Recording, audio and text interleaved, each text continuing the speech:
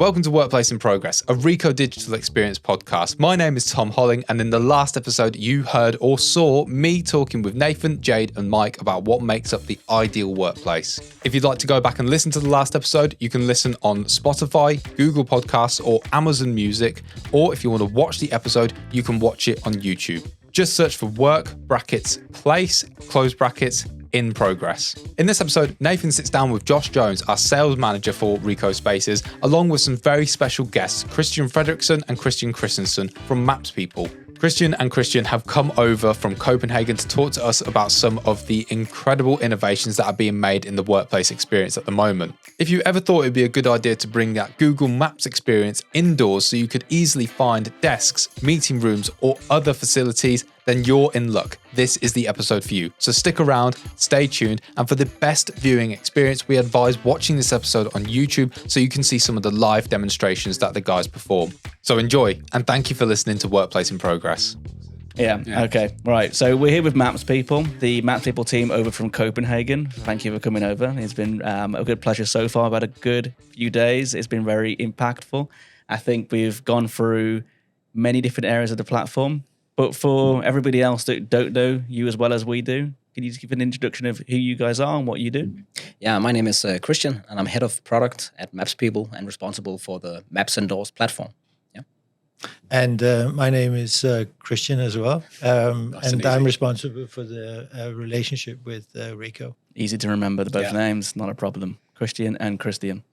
Yes, that's how we roll. Yeah. Good stuff. And quick introduction to me. I'm Josh Jones, and I'm the EMEA sales manager for Rico Spaces. So, supporting our opcos across Europe and their go-to-market, as well as some of the larger cross-border opportunities as well. Awesome. And so, who are MapsPeople? What is Maps Indoors? Give us a flavor of what it is that you do. I can give it a shot. So MapsPeople is a mapping company, right? And Maps Indoors is the product that we're taking to market, the mapping platform that you can integrate into different solutions, and then you can visualize floor plans, venues, and stuff like that. So it's really taking the outdoor navigation experience that you know from Google Maps or Mapbox and moving it indoors, where customers are more in control of the data that is shown and who sees what, and can change data themselves that you can't do on a Google Maps. And how long have you been doing this for? MapsPeople isn't new, is it? No. It's we actually have roots all the way back more than 100 years into mapping. So when there was only like print mapping, we were also in the game on a different name. What kind of things did you do then? We did like maps for phone books and stuff like that in the olden days. But since 2013, we've been developing on Maps Indoors with Google and have then released it in a number of versions since then. And has now released a 3D capable version as well. Yeah, that's awesome. Yes, it is. I think that 3D thing is really exciting, actually. Yeah. Having had a little glimpse of it this last couple of days and seeing the future of, obviously MapsPeople and what you're doing, but directly how that's going to impact what we're doing at Rico Spaces as well. We've been providing mapping to a certain degree, but a little bit further than that. With booking resource for a few years now, so really taking Rico Spaces into the next step, the next chapter is really exciting, and looking forward to doing it in partnership with you guys as well. No, I think it is, and we reached out to MapsPeople, I think 2-3 years ago now, maybe. I think something like that, and for us, we were looking at mapping partners, and we really, as you were saying, trying to make it get to the next level, do something different. Do something that we thought our customers were looking towards in the future, as well as what we can do now.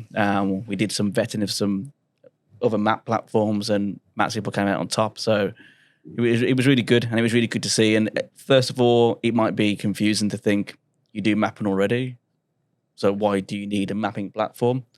But as we'll talk about today, there's a lot more that we can do with actual mapping.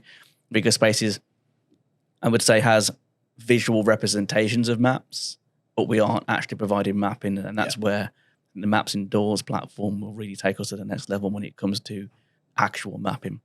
So do you want to summarize some of the things that we've done so far? Because for some people, this will seem brand new. Some people will have seen some of these things in Rico where we've demonstrated it in the past, but we've done a lot, right, over the last couple of years? Yeah, I mean, I can try and give it a go. I think one of the key things that we're doing together is providing the ability to actually get a proper interactive mapping experience. So, so for example, you really understand where you are in the building because it looks like the real building in a digital format, and it allows you to do things like finding your way around in maybe the first time you're in a new building. So being able to not only discover where you're going and find your desk or whatever you're looking for, but also find out where your colleagues are very easily, and make sure you book a desk next to them. Yeah, and I think that new building piece is quite important. You know, the conversations that we're having so much with customers these days is that return to work post-pandemic for so many people was a new thing. You know, a lot of people hadn't ever even been into the office. Yeah. So coming into a new environment, not knowing where you're going, it's quite daunting. But actually having the technology there to help you through where to find your colleagues, where to sit, what meeting rooms to find. We're having that conversation so often with customers now. So I can really see the value of where, you know, MapsPeople is going to help with that. You know, that enhanced wayfinding, being able to navigate yourself through the office is going to be, you know, is important to a lot of customers already. And I think that's, you know, the next step for us is how we can start bringing that into the day-to-day of Rico spaces for existing and new customers. Yeah. And also I think what we see, at least from some of our customers, is also that the workplace is really changing with hybrid work, right? It's changing much faster than what it's done in the past, because then sometimes people don't come in, then they come in, and it requires different kind of setup at the office, right? A different floor plan layout. And by changing that floor plan layout, things are new again when you come back to the office. Where do I sit? How do I book a desk? Do we have enough desks for the employees that are coming to the office, right? Those are some of the decisions that a map can help visualize and help the actual user find a place to work. Yeah, especially when you've got so many. I think a lot of the customers we see at the moment, they've got tens of floors, multiple buildings, sometimes campus situations, and it's not as simple as just finding a workspace, especially these customers that have more collaboration spaces now due to hybrid working. There's less desks. They're not necessarily all geared up in the same way. Not all of them have monitors anymore. There's flexible seating. So how do you visualize that in such a way that you can really understand what you're coming into, and that desk 28 is the exact desk that you want, and not just get there and go, I can't actually perform my day here. Yeah, and where's your team sitting, right? You want to sit next to your colleagues so you can actually perform your work. And it's a way for making people, you know, want to come back to the office, right? That's really, after COVID, that's one of the things that everyone's struggling with, right? How do we make the office attractive? How do we make people come back to the office and want to come back to the office so we don't force them? And having an engaging map experience that, you know, shows where your colleagues are sitting and, you know, it's really engaging to work with is one of the ways to do it. Yeah. And also, sorry, Josh, but across any device, right?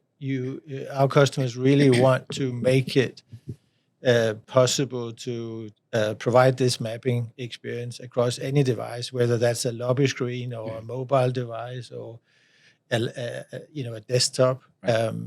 It's the same mapping experience whenever you need it. Yeah, that digitization of the workplace is becoming so key. You know, there's a lot of market drivers behind certainly the world that we're in with digital workplace platforms, you know, collaboration, productivity, all of which, of course, mapping products really supports.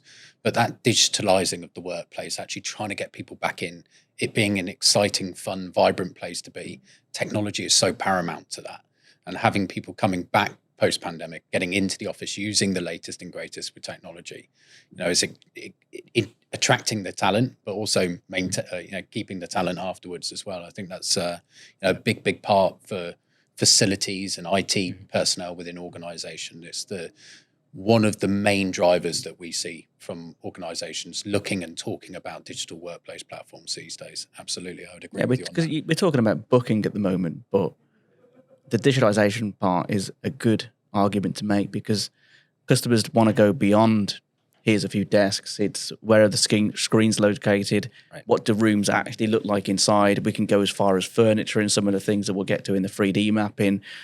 What does utilization look like in an actual environment? It's great looking at graphs, but sometimes it's kind of like, to show me the floor. What does that look like? And can I really understand what my footfall traffic is? Those kind of things, routing. That there's, Right. When you digitize everything, that the power's there for facilities teams, HR teams to visually understand. I mean, we know that he was as visual as it is, so I think it's really important. And it makes a big difference having it on actual map, because it's kind of putting the pieces of the puzzles together, right? You can see a list of utilization, for example, occupancy in meeting rooms. You can see what meeting rooms are taking a lot, but when you see it on a map, it kind of explains some of it, right? Oh, it's because it's really close to the open space where people are working, so they want to get a meeting room that's really close by, and that will also answer questions around, if you have a meeting room that's only taken up by 2 people, but that have room for 10 people, right? Maybe you should cut it up and do like smaller meeting rooms. So having that kind of perspective where you visualize the data on an actual map is a great insight to have. Yeah.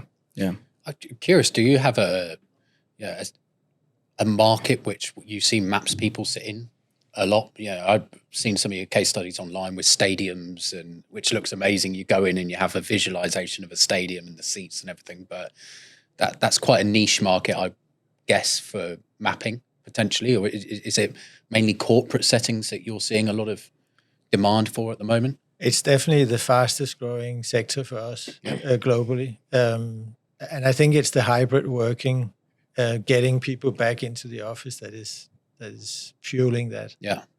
I think it's the same for us as well. It's a big corporate space right now with that return to work and the office and what that's going to look like. But I think what's really exciting for us with MapsPeople is we're all starting to have more and more conversations with universities, for example. I just have this idea in my mind of campuses with MapsPeople and booking auditoriums. Getting a bit carried away with it, but you've got the entire campus set up with MapsPeople, where you can book a meeting room, you can book in the library, you can book in an auditorium, a seat in the auditorium for a lecture or whatever. Stadiums is another, maybe not so relevant for Rico spaces, but Not yet. no, it's not yet. But yeah, I think that kind of market space within the education sector could also be quite an exciting one. Have you done anything with universities and Yeah, campuses? we've actually done a number of universities, both here in the UK, in the Nordic region, but also in places like Singapore and the US. So, for them, it's all about the campus experience. So providing a really great user experience for students to be able to, find the class that they are expected to attend. Yeah. And I think it's some of the biggest campuses in the world, right? Some of the ones we have, right? So that's a bit different from the corporate office environment, is that you can have a campus that's just so vast and you need to find a certain room and you've never been there. So it really solves the problem of wayfinding. And I think that's to look at how hybrid work works, and you come into an office you've never been. It's kind of the same problem we're solving, right? Just for universities, it's just huge campuses that you need to visualize and search for. And the wayfinding you touched on as well, I think that's a good use case, right? In the office, on a large format display, interactive. Right. Yeah, and also just using wayfinding from the bus stop and getting into a certain room, right? And knowing, okay, when will I be there? You can actually get the proper estimated time of arrival, right? That you can say, if I take the bus now and I go to this room, how long will it take?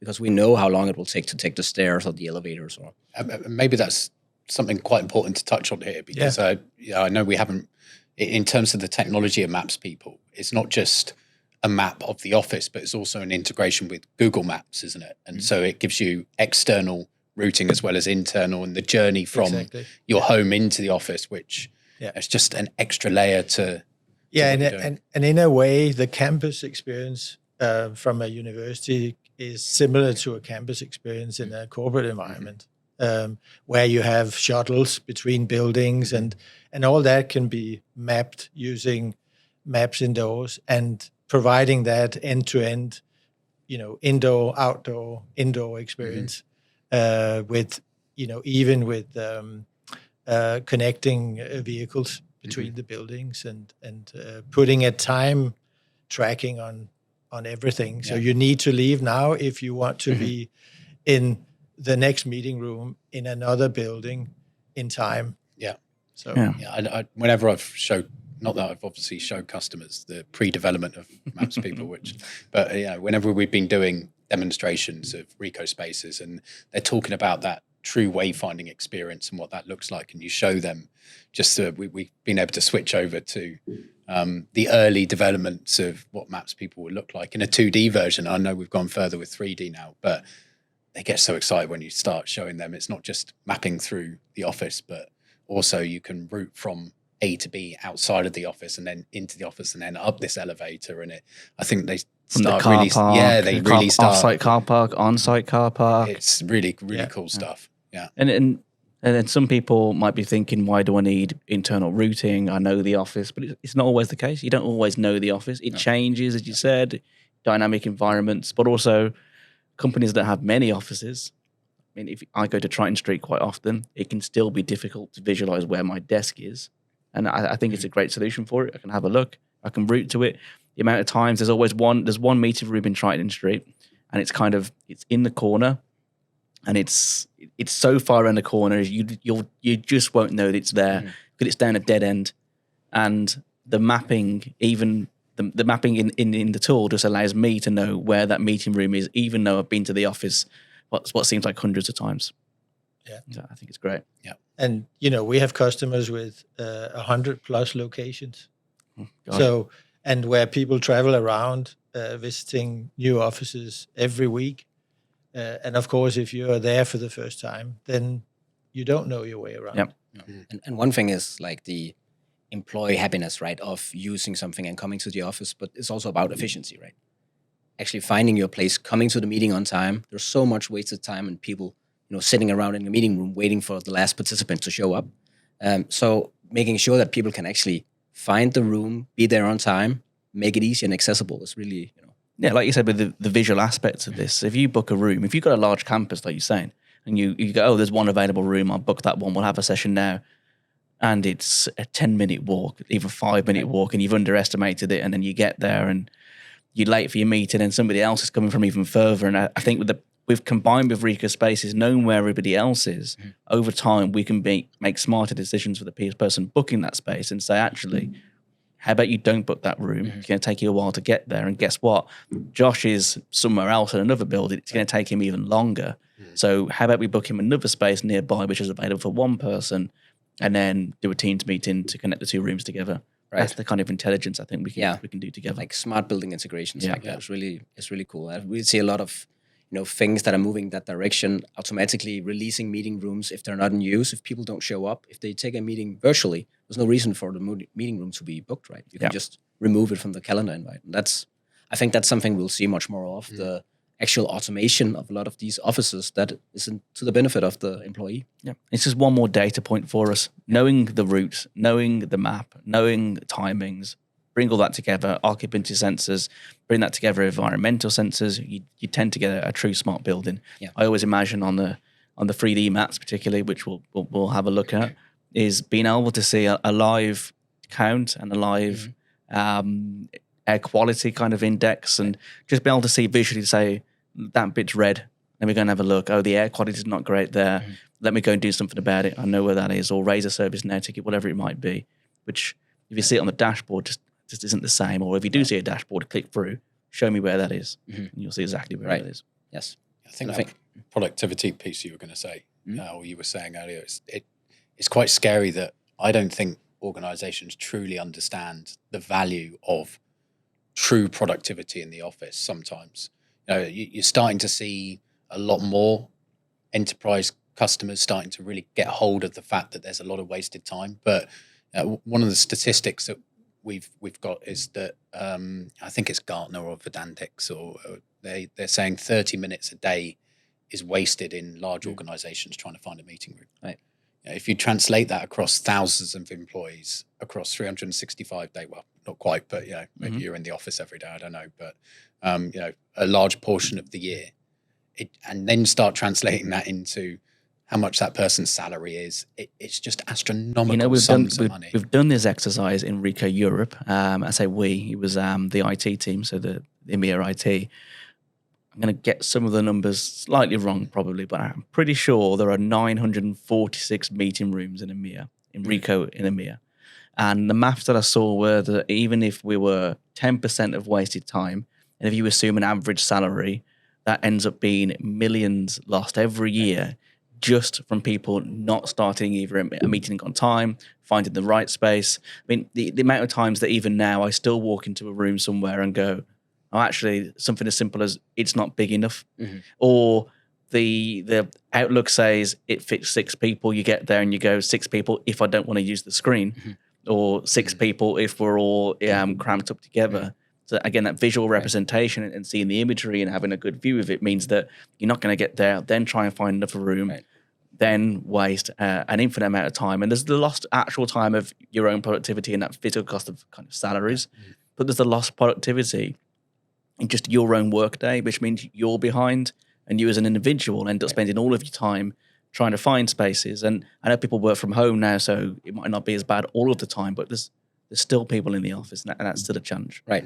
Yeah. And I think that's a good point there as well, to see, who's actually at the office. What meeting room do I need to have, like capacity wise, right? So maybe you're 10 people at the meeting, but you have a meeting room for 6, and you can see 5 people are, working from home, something like that. Then you can find a meeting room that actually fits your needs. I think that's, another way to use the data smarter, right? So you don't necessarily book the biggest meeting room that other people could use. So using your building more efficiently, I think, with smart building technology. Yeah. Okay, I think it's great. And just tell me a little bit around what you're doing with, you got a name for it, and I've forgotten the name, for the Maps in Minutes. So tell me a little bit about what you're doing around Maps in Minutes and how that can be important, especially for some of our enterprise customers. Yeah. So Maps in Minutes is really a term around a digital twin, right? We want to take CAD drawings, we want to take an IWMS, so Indoor Workplace Management System or Facility Management System, and integrate that into Maps and Doors, so that when you update something in a centralized system, because we know that huge campuses, huge corporate offices have one place to do facility management, right? They need to be able to control something one centralized place and can't go out to 5, 6 different map platforms and change things, right? So we're doing an integration there so that when you change something in your IWMS or FMS system, then that change is reflected within Maps and Doors and within Rico spaces, right? So it's really about seeing the map as infrastructure, right? It's a digital twin. You only need to update it one place, and then that map can be used and utilized in all kinds of different scenarios, right? So we're very much focused on taking a CAD drawing and make it visually appealing and making it accurate, right? Something that people understand and want to use. You don't understand a building floor plan if you look at a CAD drawing. There's so much noise on a plan like that, and it's not visually appealing, and it doesn't change, right? Because then you rename a room and then it's not reflected in the floor plan, right? So having that kind of information change and adapt dynamically over time is really important, and that's really what Maps and Minutes is about. It's about taking floor plans and make them digitize them really, really fast, and make sure that we have a continuous integration that when you make a change somewhere, it's reflected within Maps and Doors and Rico spaces. I think it's so valuable. It's hard to get across how valuable I think that is, because we've seen CAD drawings in the past, and we've seen even the PDF exports of CAD drawings, and it's not legible. You look at the plan and you go, I can't even see where the rooms are. I can't see where the walls are. Sometimes there's wiring diagrams there. I think having a process to clean that up without manual intervention and a whole lot of effort, and just streaming out, pretty much streaming all the way through to the end user. Yeah. I think that's great. I think one of the things that I was really surprised about when we started talking with some of our huge Fortune 100 customers about this, and you could just see the agony in their face when we started to talk about how often they need to do changes on floor plans and how many buildings they have. We have one customer who does like 50 or 60 floor plan changes a day that is sent to us, right? That's not something you can manage. And what do they have teams doing this? Yeah, so right now it's just an integration, right? So they change something in that floor plan in their IWMS integration, and it's reflected on the maps. So the map that the end user have is just updated based on that integration, right? So they only need to do it one place and then not think more about it. Then we handle the rest. But in another case, if they had different maps, they would have to go out and do those updates. And what would happen is that they wouldn't get done, right? So you'll really, really fast have an like archaic map that shows the map of yesterday, right? And people then they'll stop using it, right? Yeah. It's just a result. And are you saving people actual cash there? Are you saving roles or time? Is there an actual ROI that you can quantify? Yes, I think especially in terms of office plan downsizing and being more efficient around the utilization of a building, right? Making sure that you can actually, use the desks you have and making sure that you have visibility on how many desks do you have at a certain place. And if you want to expand, where's the available desks in what building can we do what? And also in the other way, if people are working from home, you can shut down entire floors, right? You can just guide people to say you can use from floor 1 to 10 and not 11 and 12. And then if you expand, you can open those floors up, and that will gonna save like energy and stuff like that. That's great. It's really good features. So are we committing to Maps and Minutes in Rico Spaces anytime soon? Yeah, it's all the efforts on their side. So and that's the beauty of the integration, is that we get the benefits from the work that these guys are doing directly in Rico Spaces. That there is no way that Rico Spaces and the team here could start doing what you're doing. We don't have the experience. We're not dedicated on mapping, and it would take us years. So to partner with the MapsPeople team and use the Maps Endorse platform gives us that accelerated approach to market to be able to handle these enterprise customers. And we see all of the time now where we're actively refusing integrations because we can't do it. And it really opens up a new door for us where people want snapshots in time. So that we talked about features that we're going to try and do in the future. So it's not about what we've got now as well, but it's also about what we can build in the future.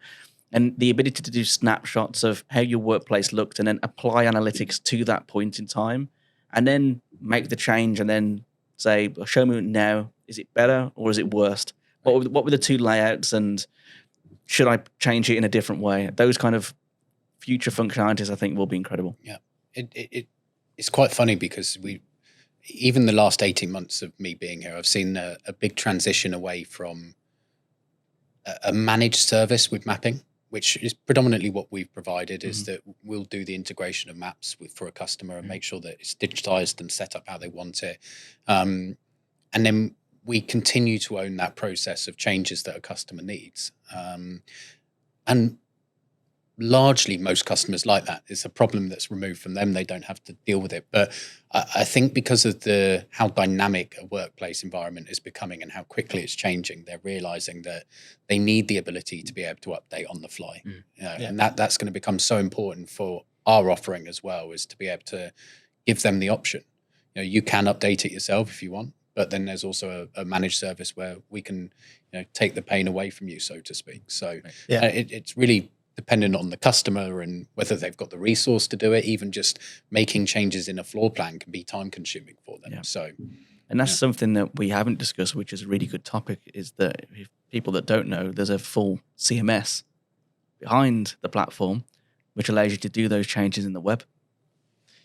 Yeah, and I think if you're really serious about providing a hybrid workplace, you need to be able to adapt the map every day if needed, right? So moving desks around in the CMS, as an example, is key, because when people get into the office and want to change the workplace for the day for whatever reasons, of course the maps need to reflect that, and you can do that in the CMS on the fly.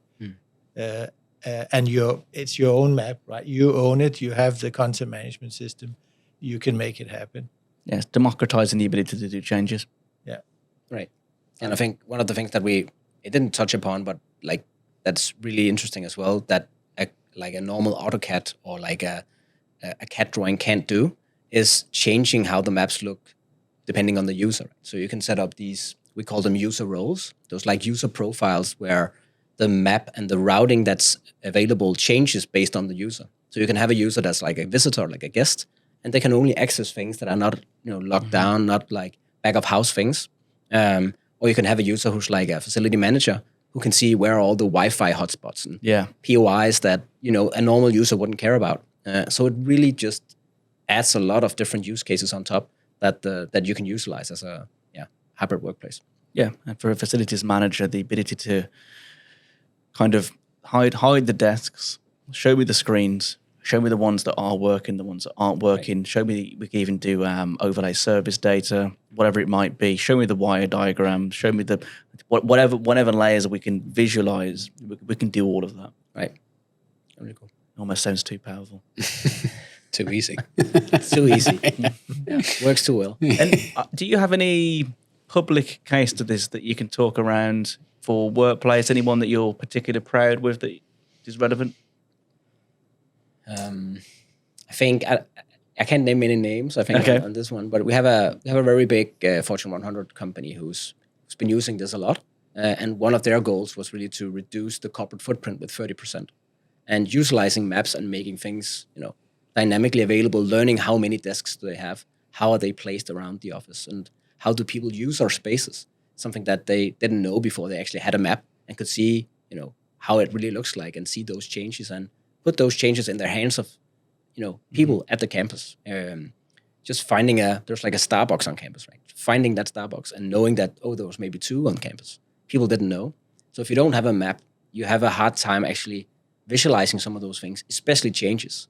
How do you communicate changes to thousands of employees so that they remember and they actually use the facility in the way that you think they should, like to improve work? Yeah, and it's crazy really, because we're talking around maps and trying to talk about the value of maps, but then in reality, I'm pretty sure that everyone in this room is using maps every single day in terms of Google Maps, just as part of their daily lives. Mm-hmm. I know that when I go to stadiums now, we get the indoor versions and stuff like that in malls, that kind of stuff. So it's common, and it's insane that we haven't got to the point that this is commonplace in a workplace yet. So it's only natural that we evolve into all the way from me driving to in the office and it just being seamless. Yeah. I think we see more on what people expected, right? They expect to have that kind of experience on the workplace. Yep. And going back to the corporate environment, I think the younger generations, they will expect it. They do expect it. That of course, there's a map, right? I'm used to having a map capability on my mobile device, so of course I expect the same in a corporate environment. Yeah, exactly. If without a map, I would still struggle to get to work. And I've been driving to work in this same place for 9 years. Yeah, and then that's where, when you think of something like Google Maps and you just think about translating that same functionality to an indoor map, you start to think about, because I'm just thinking about now driving to work and seeing the route directions and doing things. If you've got traffic hotspots, we get a lot of customers, particularly in Spain, where they ask around cafeterias, and I only want to go to the cafeteria if it's not busy. And I know it's big in, when I was in Copenhagen, everyone in Copenhagen loves cafeterias and they're all built canteens. I did with the whole of Denmark, but it's insane. So those kind of things become a reality, whereas if you prevent the map, there's nothing you can really do. I'm not going to give queue times on a board. Yeah, you can visualize all kinds of information like that just... So if you have one centralized place to show that kind of information, then users get accustomed to it and they'll start using it more, and then they'll start to make the right decisions, right? So that they save time. Yeah. Should we share some exciting things? Go on. I'm intrigued. This is in the Canary environment, which I also know that Josh demonstrates live to customers. Is the riskiest salesperson ever. But what we're excited to hear is I'll purposely put it like this to start, so that for everyone watching on here, they go, I don't see what's different. But then when I do a bit of this, this is where we're still in the work in progress phase. So this isn't fully implemented with Spaces right now. We don't have everything sorted, but it's enough to visualize what we can do with 3D mapping. Do you want to just give a summary of what you think 3D mapping is and why you think it's important? Like, we view the world in 3D, right? That's how we know the office. That's how we recognize an office. And when we're looking at a place, it's really how we recognize what's around us and how we recognize our space. It's much more impressive than a 2D flat map, right? You can get much more kind of rich detail of the desks, who's sitting where, what to do, what to experience. And that's really what we're trying to do with 3D. It's not just about what's called extruded rooms and walls, so we can make it like a 3D environment, but it's also about the things you put into the office. The tables, the chairs, the customized desk that you might have in the reception, right? That makes this office stand out and makes it special, right? And that's some of the things that you can show to your users, so that they understand the space more and understand what's available to them in the space. Yeah, and we were talking before the areas here. So just for representation here, we've got the Spaces logos, and you'll see them on the map there as well. And you were showing me a few examples where you had labels on the floor, you had branded areas. Yes. So so we call it 2D models and 3D models, and it's really like images that you can put on the map. So it could be a label of a specific area, a work area. You can change the color on the floor in a certain area as well, right? So you can say this is a specific work zone, a huddle area, or something like that, and you can change that by the day. So if you want to do a specific event, you can just put that on the map that same day, and then it's visible to everyone, and you can remove it the day after. So it's also something that makes the map more engaging and something you want to go back to. Mm-hmm. It's not a static experience. It's something that changes and is dynamic based on what's the need of the people working there and of the company, right? And 3D models just gives a lot of opportunity. Like you can see with the screens there, but you could change, as we talked about earlier, how many, you can change the meeting room there, for example, you can see people are sitting in. If there's 2 people there, you could show 2 people on chairs, right? So you could actually visualize data in a way that is much more humanly understandable. That's some number, right? And I think that's the same thing with queue times or something like that. You can visualize stuff on a map that is just much more interesting than 2D. And our customers can have this as I have in the web. So we can access it through the website. We can do it through the mobile application and get the similar experiences. And then one of my favorites, which we'll do a lot more of, is the open wayfinders. We've got some customers that have 50-inch screens, 55, or signage, or whatever it might be, where you can just see this on the screen, just glance up and have a look at what's actually happening and where. And what if we've got a feature in Rico Spaces called My Loop, which is the people that you work with most frequently. Right. And being able to just show me where the team is that I work with, and just show me on the map. It might be that they're somewhere really far away and you go out, they're in. Or I'm looking for Josh. Where's Josh today? And just search for Josh and it goes right here. And then take me to Josh, do the routing to Josh as well.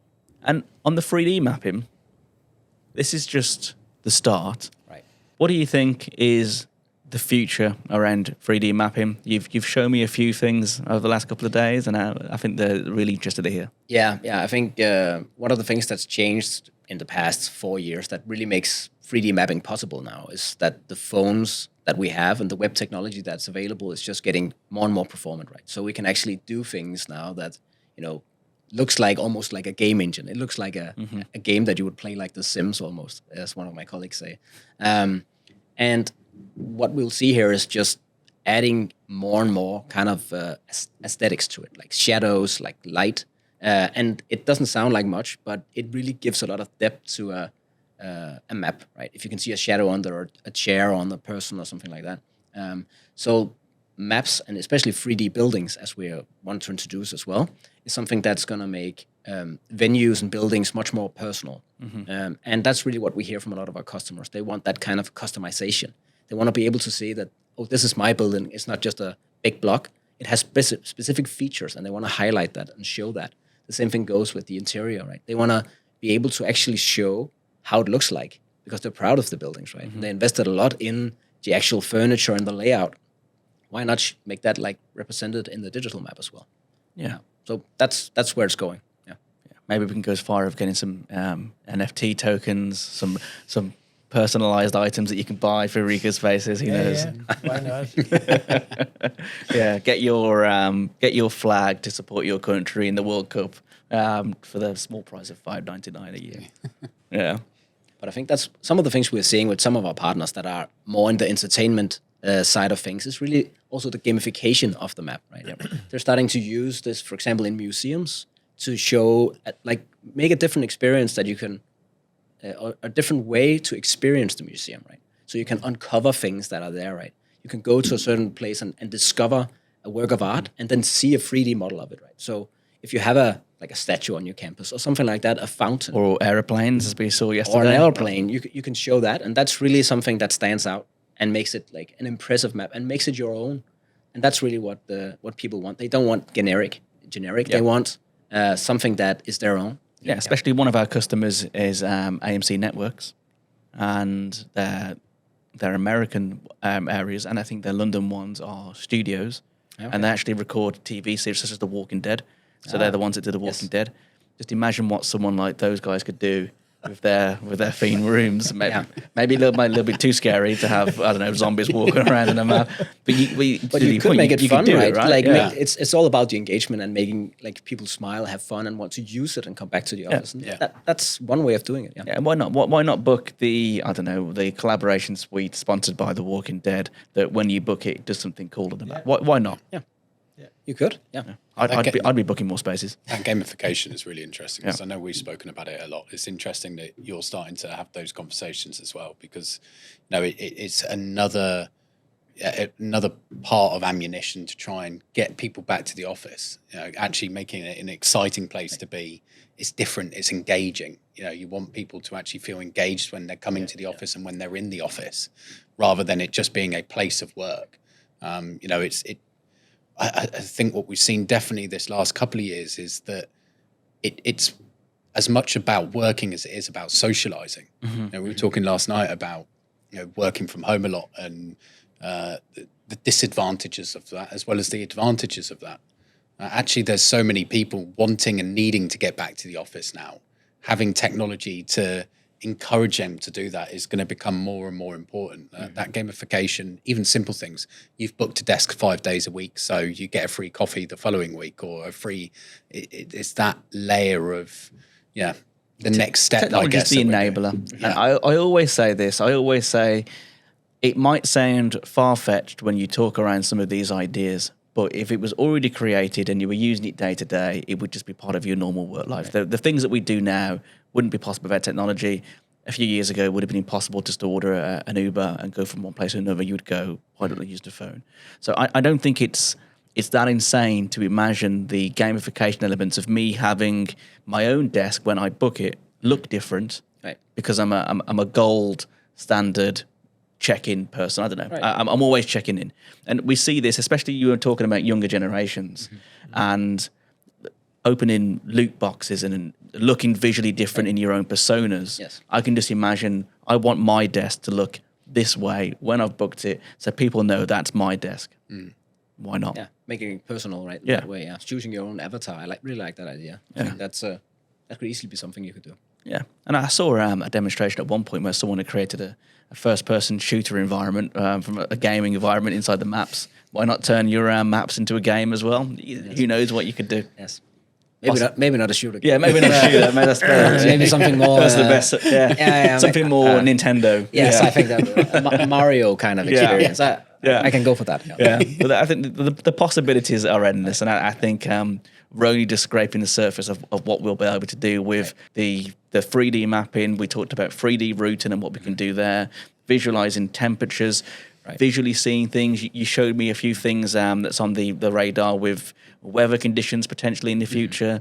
So being able to show outdoor weather, indoor temperatures, time of day, all those things it will change what we think mapping for an internal office could look like. Yeah, and it's going to change a lot. I think if you look at something like Apple Maps, that you can't really build anything on. But if you look at San Francisco and stuff like that, they've been pushing 3D maps for a long time and have a really pleasant aesthetic around it, right?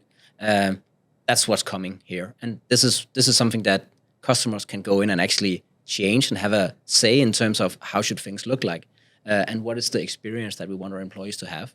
And I think that's going to be a big thing. Yeah.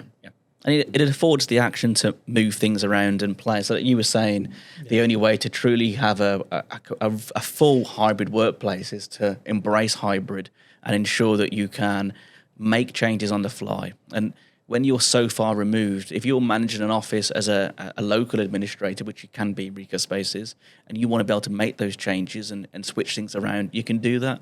And you'll be able to go in eventually and just move those desks around, move that table.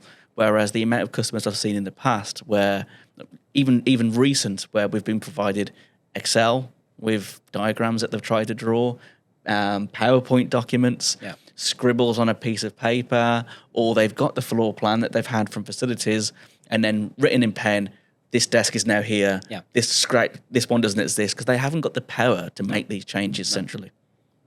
Yes, exactly. I'm curious, can you start bringing in data around rooms as well and implementing that into the map. So things like the temperature of a room, humidity. Right. Is that something that can be? I mean, we're looking at 3D mapping, so I'm assuming that's something that can be quite layered in and natively updated over time. So any data that is collected, Okay. and that could be presence, it sounds simple, but actually it's quite important. Availability. Any data that you can collect via IoT sensors can be displayed. Yeah, I think that's really powerful because especially when it comes to where lots of businesses are moving now to setting up zones, collaboration spaces. It's the neighborhood environment that I think larger organizations are setting up in offices. I mean, we've got it here and it's not the biggest office in the world, but what it means is that we can assign users and groups to particular spaces in the organization. So it's encouraging that collaboration conversation. Yeah. But for those zones, being able to highlight that on a 3D map like this and show that there's currently 15 out of 20 people in this particular space at any given time, or in one of the rooms, this room is slightly warmer on a summer day, it's 22 degrees rather than 16 degrees, which might be a bit more comfortable. It's that detail that I think organizations are really wanting to move to. It's like that smart building conversation you were saying earlier. It's going to become such a big part of mapping Rico spaces. Anything like that I think will be huge for businesses. It's going to be great. I'm looking forward to it. No pressure. No, it's going to be great.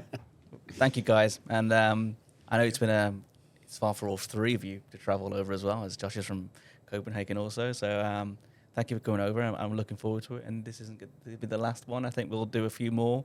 We'll get the launch out there. And for all of the audience, we'll have all the marketing collateral out soon. We'll have the press releases, I think, are going out today.